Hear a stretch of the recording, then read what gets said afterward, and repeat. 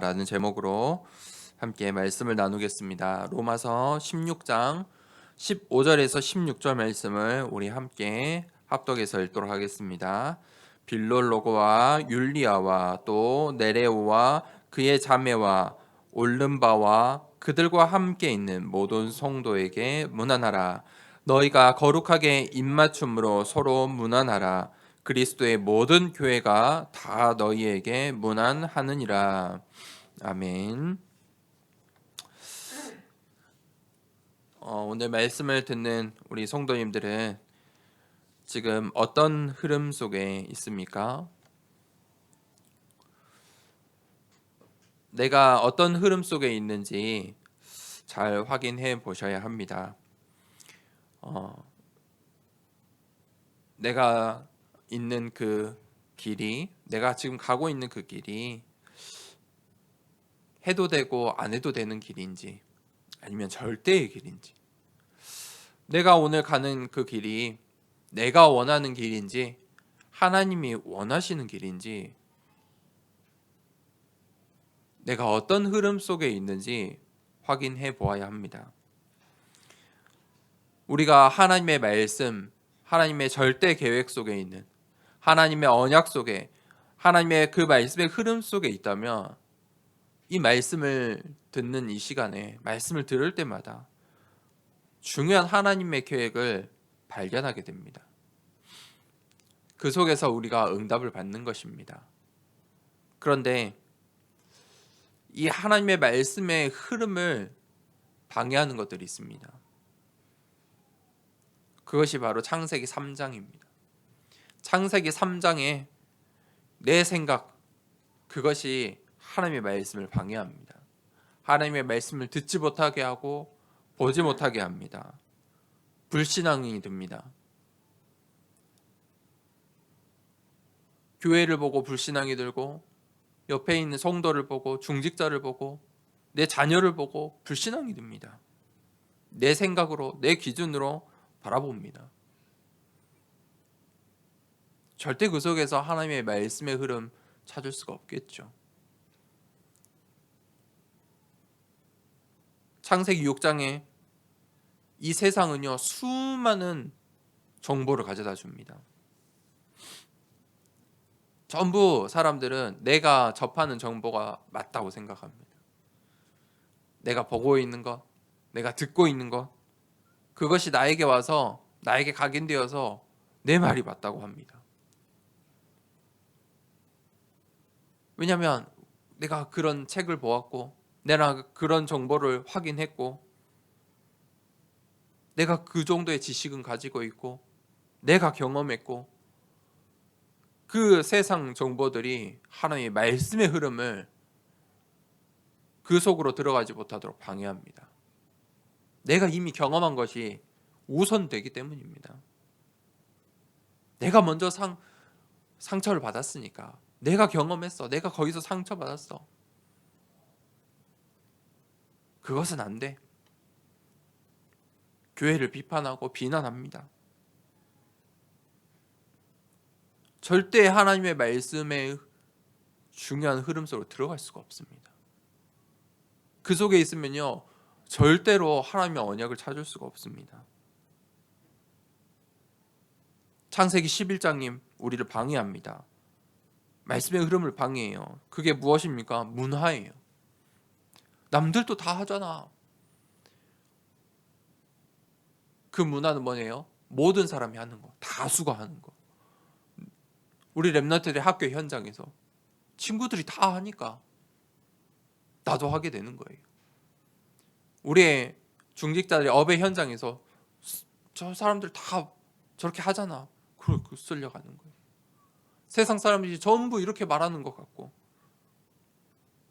세상이 말하는 것이 다 맞아 보이는 거지요. 그것으로 각인 뿌리 체질 내리면요, 절대 하나님 말씀, 그 말씀을 들을 수도 없고 볼 수가 없어요.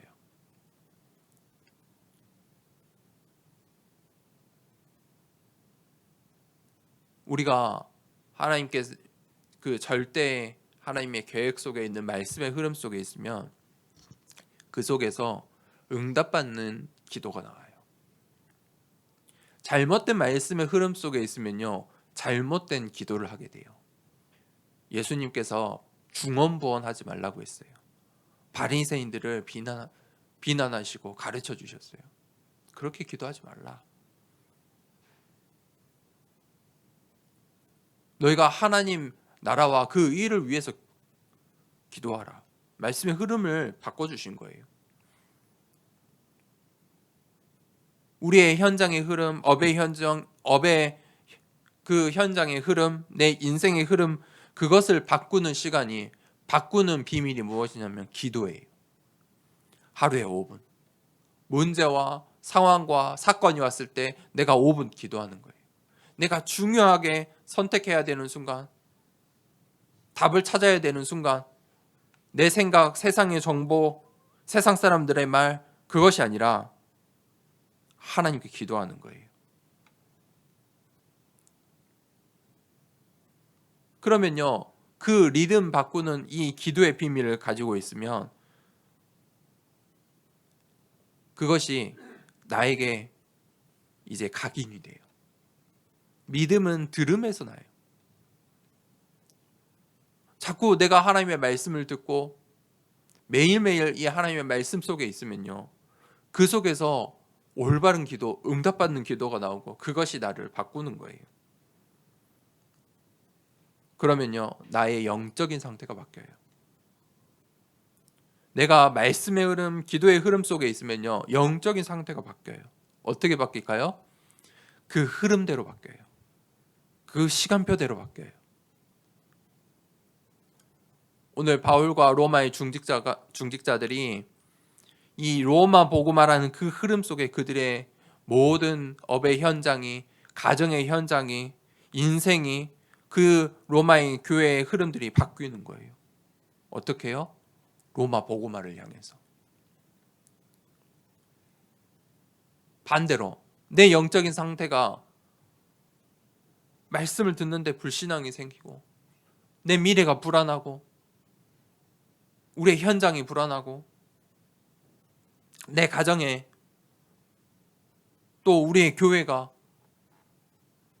미래가 불안하면 되겠습니까? 영적인 상태인 거예요.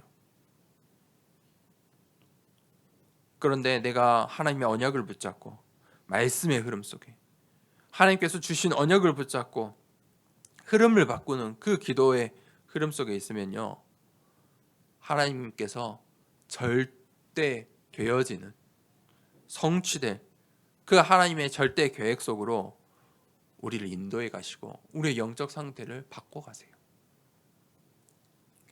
오늘 바울과 로마 교회가 지금 그 시간표 속에 있었어요.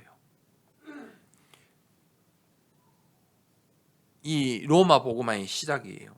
오늘 빌롤로고와 율리아가 나와요. 이 빌롤로고는요, 이 고고학자들이 이 빌롤로고의 비서를 발견을 했어요. 그는 황제 가문의 노예였고 나중에 자유인으로 해방된 사람이에요. 노예도 황제 가문의 노예 다른 거예요. 귀족, 황제, 그들의 가문의 노예와 일반 가정의 노예는 같겠습니까? 수준이 다른 거예요. 의미부터가 달라요. 같은 노예가 아니죠. 그런데 그가 나중에 자유인으로 해방되었다. 그만큼 빌롤로고의 인생을 우리가 엿볼 수 있는 거예요. 그가 그리스도인으로서, 황제의 가문의 노예로서 나중에 자유인으로 해방될 만큼 증인으로, 전도자로 살았다는 거예요. 그게 빌롤로고가 받은 축복이죠. 그가 이제는 어떻게 됐어요? 로마서 16장의 이름이 딱 올라가 있어요. 그 황제 가문 주인이 누구였는지는 아무도 몰라요. 이 시대에 아무도 관심이 없어요. 그런데 우리는 빌롤로고를 기억하는 거예요. 하나님이 기뻐하시는 이름이 된 거예요. 이 율리아는요, 로마의 흔한 이름인데 아마도 이 빌롤로고와 부부나 또는 남매의 관계였을 거다. 가정의 가까운 이 친인척, 가정의 관계다. 자세한 것은 많은 자료가 없어서 몰라요. 그렇지만 그들이 황제 가문을 섬기는 노예의 가정이었다. 가문이었다. 그리고 이 네레오와 그의 자매들은 아마 이 빌롤로과 율리아의 아들 딸들이었을 거다. 그러니까 후대들이죠. 렘넌트들인 거예요. 그들도 똑같이 이 황제 가문을 섬겼겠죠. 그들이 오늘 또 이 올른바와 그들과 함께 있는 모든 성도, 그들뿐만 아니라 올른바와 그들과 함께 있는 모든 성도에게 문안하라. 그들이 바로 이 한 가정 교회를 이룬 것이죠. 이 초대교회는 전부 가정교회 중심의 교회들이었어요. 그들과 함께 있는 모든 성도들에게 문안하라. 오늘 이 빌롤로고의 이 한 빌롤로고와 율리아를 중심으로 된 이 가정교회를 엿볼 수 있는 거예요. 오늘 바울이 이 로마서 16장에 한 사람 한 사람 이름을 기억하고 또 그들의 가정과 또 그들의 현장과 그들의 교회를 지금 소개하고 있는 것이지요. 이 한 사람, 한 가정, 한 현장, 그 로마의 가정교회들이, 여러 가정교회들이 이제 로마 복음화의 시작이 되는 거예요. 하나님께서 이 가정들을, 이 교회들을 기뻐하시고 이 성경에 기록해 두신 거예요. 무슨 말입니까? 하나님이 원하시는 길, 그 흐름 속에 있었다는 거예요. 오늘 바울이 로마서에 아직 로마에 가기 전에 쓰는 편지지요. 이 로마에 들어가기 전에 로마에 있는 먼저 세워진 교회들, 또 로마 현장을 두고 기도하는, 또 바울과 함께 이 로마 복음화를 위해 기도하는 중직자들을 로마서 16장에 한 사람 한 사람 소개를 했어요. 이 사람들이 어떤 사람들이에요? 바울과 로마 복음화를 위해 기도하는 한 팀이었어요. 그것을 하나님께서 기뻐 받으시고 이름을 성경에 그들의 어떤 교회였는지, 그들이 어떤 사역을 했는지 우리가 오늘날 엿볼 수 있도록 기록해 두신 거예요. 총 로마서 16장에 28명의 이름들이 있어요. 그 이름들에게 문안하라. 바울이 이 로마 교회에, 로마에 있는 성도들에게 보내는 편지에 이 28명의 이름을 기록했어요. 무슨 말입니까? 이들처럼 신앙생활을 해야 된다. 이들처럼 교회를 세워라. 신앙의 모델로서 로마 교회에 소개를 하는 거예요. 로마 복음화를 위해서 이 28명의 이들처럼, 이 중직자들처럼 너희가 신앙생활을 해야 해. 황제의 노예도 있고요. 노예도 있고요. 이방인들도 있고요. 여인들도 있고요. 여제자들도 있고요. 중직자들도 있고요. 그곳에서 사업하는 이들도 있었고요. 또 악한 왕의 가문에 친인척들도 있었어요. 그들의 현장은 전부 다르지만 무엇이 같습니까? 오늘 언약이 같은 거예요. 그들이 언약을 붙잡고 로마 복음화의 영적인 배경이 된 거예요. 그들을 오늘 지금 소개를 하는 거예요. 이 로마서 16장의 28명의 이들이 바울과 언약이 통하는 자들이에요. 바울의 제자들이에요. 하나님께서 원하시는 인생을 살다 간 이름들이에요. 그들의 인생이요, 이 로마서 16장 28명의 그들의 인생이 헛수고하는 인생이 아니었어요. 하나님이 기뻐하시는 참 수고한 인생이다. 우리가 인생을 살고 다 살고 나서 헛수고하는 우리의 후대들이 비난하고 비판하고 저 사람 왜 저렇게 살았나, 그런 인생이 되면 되겠습니까? 하나님께서 너의 인생은 헛수고야 라고 말하는 그런 인생을 살면 어떻겠습니까? 그런데 세상 사람들은 열심히 살아요. 창세기 3장, 6장, 11장 속에 열심을 내고 산다니까요. 세상의 기준으로 열심히 수고를 해요. 그런데 그것을 하나님께서 헛수고라 하시는 거예요. 이 로마 시대에 28명의 이름만을 하나님께서 기록하시는 거예요. 기억하시는 거예요. 진짜 참 수고한 인생. 그게 바로 로마서 16장의 중직자들이에요. 오늘 바울이 그 로마 교회의 이 이름들을 소개해요. 하나님께서 이 시대에 하나님이 원하시는 일, 하나님 나라의 일들을 위해서 남는 자로 우리를 불러주셨어요. 이 로마 복음화를 위해서 남는 자로 이 28명의 명을 하나님께서 준비시키신 거예요. 그들에게 문안하라.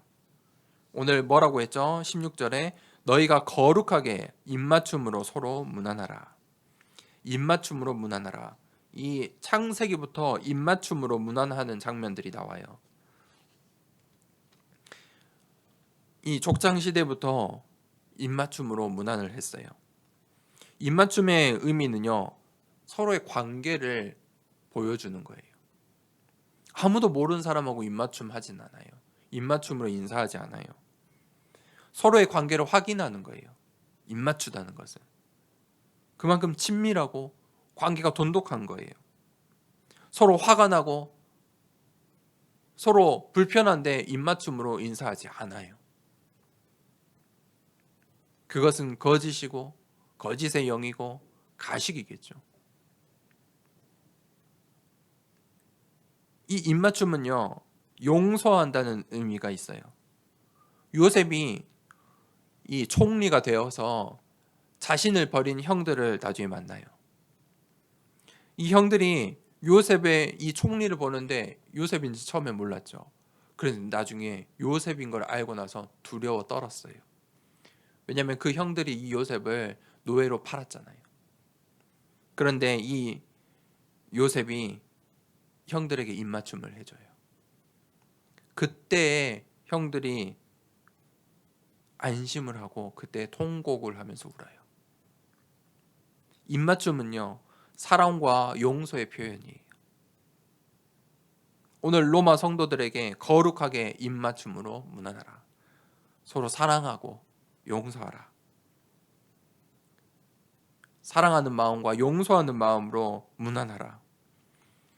그게 바울의 문안 인사예요. 하나님의 이 언약을 담아서 오늘 이 로마 교회들에게 그 언약을 전달하고 인사를 하는 거예요.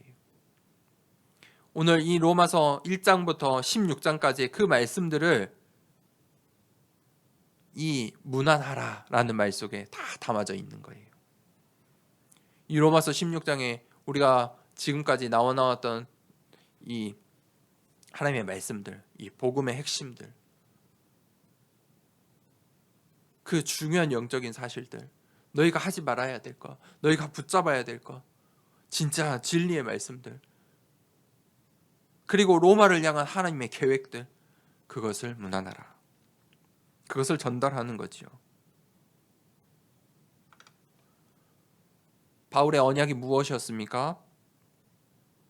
너는 이방인의 사도라. 이방인을 위해서 택한 나의 그릇이라. 바울의 언약이 무엇이었습니까? 너가 로마도 보아야 하리라.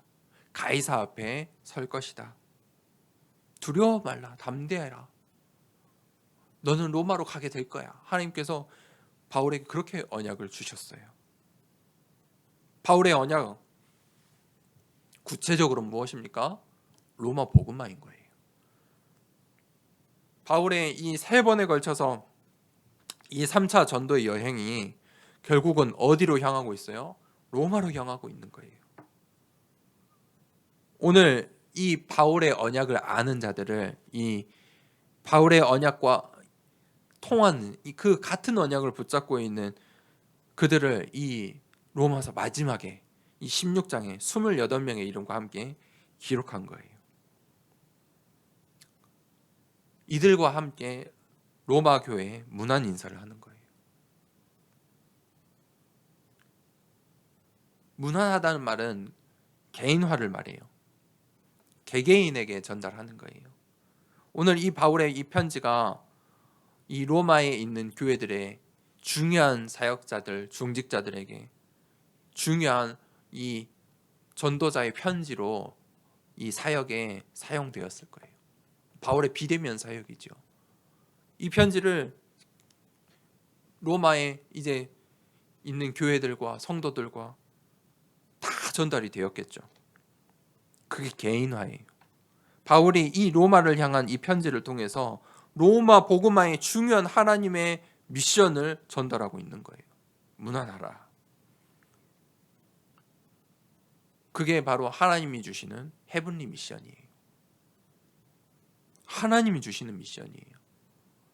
무난하라. 모든 성도에게 무난하라. 너희의 각 그 교회에게 무난하라. 또 로마 교회에 무난하라.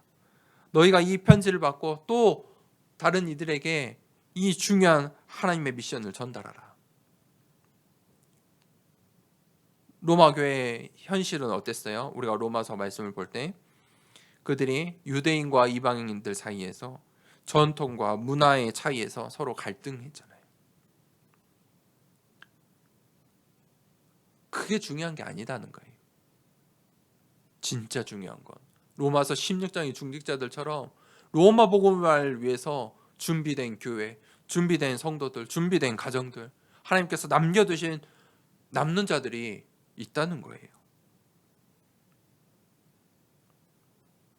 바울이 이 3차 전도 여행 거의 10년 동안 이 전도 여행을 통해서 교회를 세웠어요. 그 10년의 세월 동안 중직자들이 가정이 살아나고 교회가 세워졌어요. 그들이 이제 이 바울과 함께 어디로 가고 있어요? 로마로 향하고 있어요. 바울과 함께 중요한 중직자들이 이제 로마로 함께 들어가는 거예요. 그들이 이제 이 브리스가와 아굴라처럼 바울을 따라서 로마로 들어가요.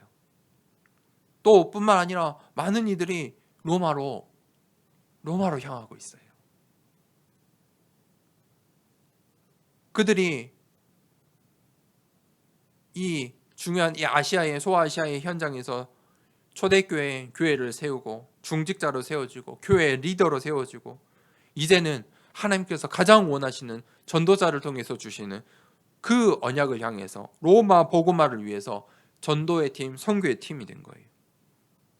그게 바로 로마서 16장 28명의 이름들이에요. 보통의 이름이 아니에요. 굉장히 의미 있는 이름들이에요. 모든 로마에 있는 성도들과 교회에 무난하라. 지금 너희의 현장이 보통 현장이 아니라는 거예요. 너희가 지금 거기서 성도로 살아간다는 것이 너희의 그 현장이 이 시대에 보통 현장이 아니야. 그냥 현장이 아니야. 로마 교회를 향한 하나님의 절대 계획을 가지고 무난하라. 그 로마서 16장에 28명의 이름을 한 명 한 명씩 기록했잖아요. 바울의 서신서에 이렇게 많은 이름을 소개한 적이 없어요. 이 개개인의 사정과 그들의 교회를 소개하면서 너희의 인생에, 로마에 있는 너희의 인생에 오늘 우리에게 전달하고 있는 거예요. 너희의 현장에, 너희의 지역에 하나님이 원하시는 하나님의 미션, 그것을 붙잡고 무난하라. 오늘 이 전도자 바울이 왜 로마로 향했습니까? 굳이 왜 로마입니까? 하나님께서 왜 바울을 로마로 보내십니까? 왜요? 로마가 당시에 모든 길은 다 로마로 통해 있었어요. 무슨 말입니까? 로마가 복음화되면요, 로마를 통해서 237 나라를 살릴 수 있는 거예요. 로마 안에 237 다민족들이 다 있었어요. 그러니까 하나님의 계획이에요. 로마도 보아야 하리라. 보라는 거예요. 로마를 바라는 거예요. 바울이 처음에는 로마를 보지 않았죠. 로마가 반대 방향을 보고 있었어요. 하나님께서 그때 바울을 마게도냐로 보내시고 로마로 향하게 하시는 거예요. 그게 언약이에요. 그게 하나님의 미션이에요. 하나님께서 이 로마 복음화를 위해 바울의 인생을 인도하시고 그들을 통해서 제자를 세우시고 오늘 로마서 16장에 28명의 중직자를 세우시는 거예요. 왜요? 그것이 하나님의 절대 계획이니까요. 이유가 없어요. 로마 복음화가 하나님의 절대 계획이기 때문이에요. 그러니 그들의 환경, 가정의 배경이 전부 다르지만 그 속에서 교회가 세워지는 거예요. 절대 계획 속에 있으니까요. 아무것도 없는 현장 같지만 악한 왕의 가문에 속한 노예 출신이지만 그 속에서 그들을 살려내는 거예요. 그 속에서 교회가 세워지는 거예요. 황제의 가문에서.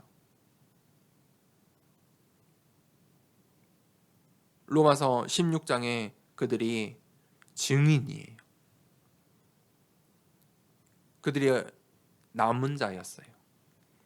로마서 16장에 이 28명이 남은 자예요. 그들의 인생의 배경, 환경, 여정은 전부 달라요. 별명도 다 달랐어요. 다른 인생이라는 거예요. 종이요, 노예요. 어떤 이들은 황제의 노예요. 어떤 이들은 악한 왕의 노예요. 어떤 이들은 자유인이요. 어떤 이들은 이방인이요. 남녀노소 전부 다른 이름들이에요.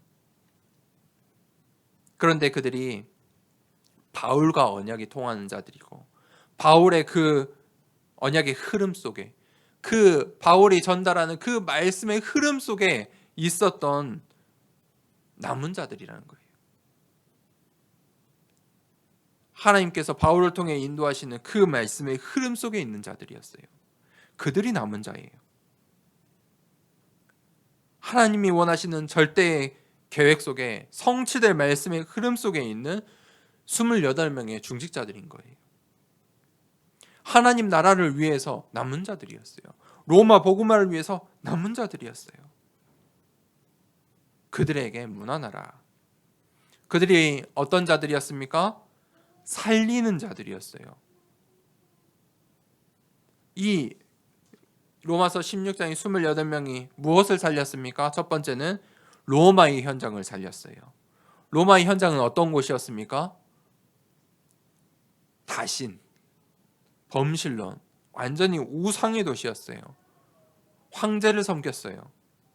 그들의 문화는요 화려했어요. 수만 명이 모일 수 있는 경기장이 있던 때예요.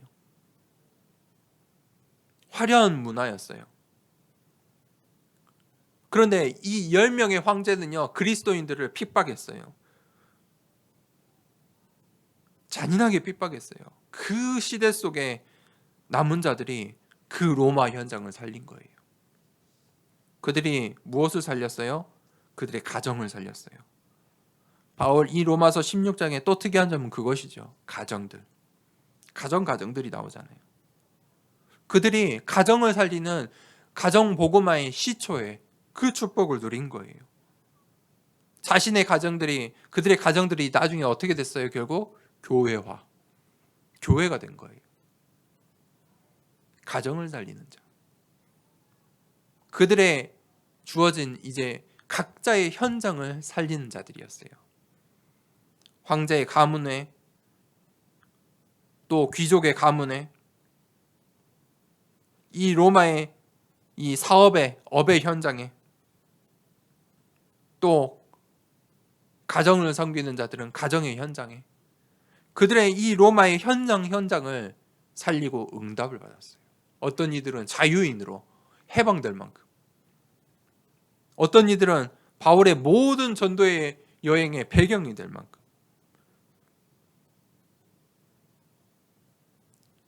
그들이 결국은 로마를 살렸어요. 강대국을 살리는 자가 되었어요. 그들이 강대국 이 로마를 어떻게 살렸습니까? 증인으로, 전도자의 삶으로. 가장 중요한 것은 무엇입니까? 그들이 하나님이 주시는 그 보호자의 미션을 붙잡았다는 거예요. 오늘 이 로마서 16장에 28명의 이제 마지막 이름들까지 다 나왔어요. 그들의 공통점이 무엇이냐? 그 결론이에요. 첫 번째는 보호자의 능력을 가진 자들이었어요. 노예가 아무리 능력 있고 잘해봤자 황제의 노예예요. 그렇죠? 능력 있고 힘 있어봤자 황제의 노예. 로마를 살릴 수 있는 중요한 현장에 못 가요. 그런데 보호자의 능력이 임하니까 어떻게 해요? 그 황제 가문의 노예의 출신인데 자유인이 되고 로마 현장의 공무원의 현장으로 가고 로마의 사업의 업의 현장을 이 경제의 현장을 정복하고 그들이 로마서 16장의 중직자들이에요. 무엇으로요? 보호자의 능력으로. 그들의 능력은 할 수가 없어요. 그것을 바울이 지금 설명하고 있는 거예요. 그런데요, 사단은요, 그 보호자의 능력을 찾지 않도록, 보호자의 능력을 보지 못하도록 해요. 이 헤븐리 파워를 아무 가치 없는 것으로 만들게 해요. 우리의 생각을 너의 능력이 더 중요해 이렇게 말하는 거예요. 너의 능력을 더 키우면 돼. 아니면요, 무능과 무기력 속에 빠지게 해요. 그것은 보호자의 능력과 아무 상관없는 거예요. 이 세상의 능력이 더 중요해. 세상을 봐. 막 세상과 비교하고요, 낙심하게 만들어요.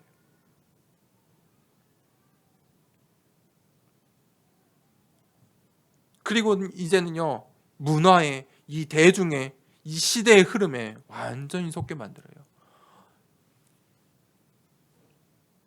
우리 교회가 거기에 속으면 안 돼요. 보호자의 능력. 시간표가 있는 거예요. 5년일지 10년 뒤일지 20년 뒤일지 몰라요. 제가 젊으니까 아직 기회가 더 많은 거예요.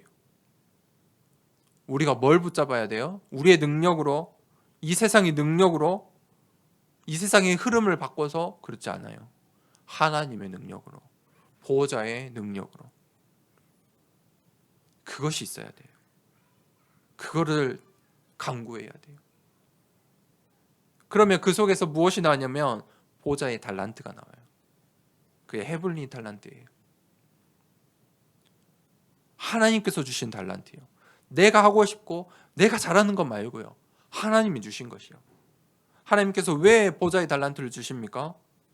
3시대, 3현장을 살리라고. 그 보호자의 달란트가 어떻게 발견되냐면 오직으로요. 유일성으로, 재창조로. 그것이 우리의 현장에, 업의 현장에, 내 인생에 찾아와요. 그러면요, 거기에 내가 로마서 16장의 중직자들처럼 결단하는 거예요. 그때 그 현장이 노예의 현장일지라도 그 가문을, 황제의 가문을 살리는 응답을 받는 거예요. 내가 지금 무엇을 하느냐? 세상 비교해서 속을 필요가 없어요. 내 있는 그 현장에서 오직 유일성, 재창조. 그들이 이 응답을 받은 자들이 바로 로마서 16장의 중직자들이에요. 그래, 이 로마서 16장 28명의 공통점이 무엇입니까? 보호자의 미션을 붙잡고 있었다는 거예요. 바울 전도자와 언약이 통하고, 오늘 이들이 다 어떤 언약을 붙잡았어요? 바울의 언약처럼 로마도 보아야 하리라. 같이 붙잡은 거예요. 바울의 언약만이 아니에요. 가이사 앞에 서야 하리라. 바울만의 언약이 아니에요. 이 로마서 16장의 중직자들이 다 가이사 앞에 서야 하리라. 그들이 있는 현장에서 업을 통해서 사업을 현장을 통해서 노예의 이제 막 황제 가문을 섬기면서 그들이 가이사 앞에 서게 되는 거예요. 두려워 말라, 담대하라. 하나님께서 로마로 향해 가이사 앞에 서게 하시는 거예요. 그들이 그 언약을 붙잡았어요. 그것을 이제 본 거예요. 미리 본 거예요. 그게 비전이에요. 그것을 인생의 꿈으로 여겼어요. 세상 사람들은요, 꿈부터 꾸라고 해요. 너가 먼저 그림부터 그려. 원하는 것을 그려. 그럼 그게 이루어질 거야. 그걸 기도라고 가르쳐요. 아니에요. 잘못된 거예요. 한나가 그렇게 기도했는데 응답받지 못했어요.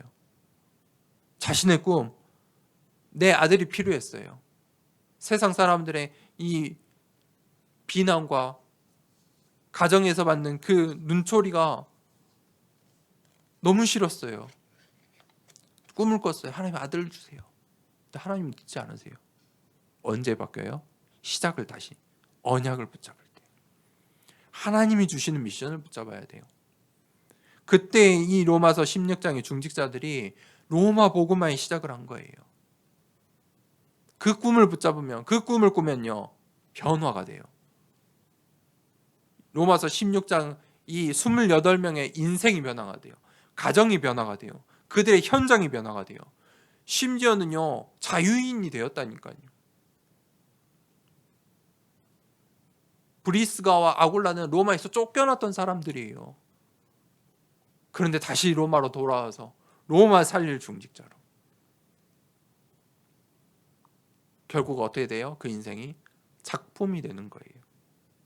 어떻게 작품이 돼요? 어떤 작품이 돼요? 무엇이 작품입니까? 28명의 그 이름들이 이 로마서 16장에 기록되었다는 것, 그 자체가 작품인 거예요. 사실 그들의 인생이 어땠는지 우리가 잘 알지 못하지만 빌롤로고와 율리아와 네레오와 그의 자매들과 올름바와 그들과 함께 있는 모든 성도, 그 이름이 이 하나님의 말씀에, 특별히 이 로마 복음화에, 이 로마서에 기록되었다는 것 자체가 작품이 된 거예요. 우리가 237 나라를 살리고 이 광주 복음화를 하고 하나님께서 우리에게 주신 저 선교진 중국 복음화, 중화권 복음화를 하고 그 하나님께서 우리에게 주신 그 언약을 붙잡고 나아가면 우리의 인생이, 그것을 우리가 그 언약을 붙잡고 비전으로 미리 보고 그 언약을 붙잡고 꿈을 꾸고 꿀 때 변화되는 거예요. 응답이 오는 거예요. 그러면 작품으로 남게 돼요. 더사랑교회, 더사랑교회에 있는 성도들이 정말 하나님이 원하시는 여정 가운데 있었구나.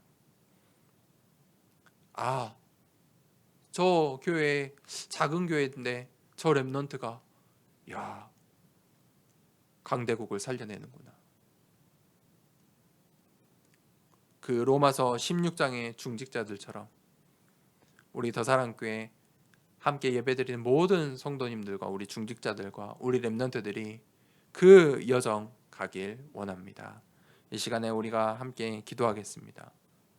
3가지 있으면 됩니다. 보좌의 능력, 하나님께서 주신 보좌의 달란트, 그것을 가지고 우리가 보좌의 미션을 가지고 하나님 우리에게 맡기신 이 시대와 이 현장과 내 현장, 나에게 맡기신 현장과 또 우리 선교지 237 나라 5천 종족 살리는 일에 또 중화권 복음화 하는 일에 귀하게 쓰임받는 작품되는 인생과 교회, 우리 렘너트들 될 수 있도록 축복해달라고 이 시간에 함께 기도하도록 하겠습니다. 하나님 아버지 감사합니다.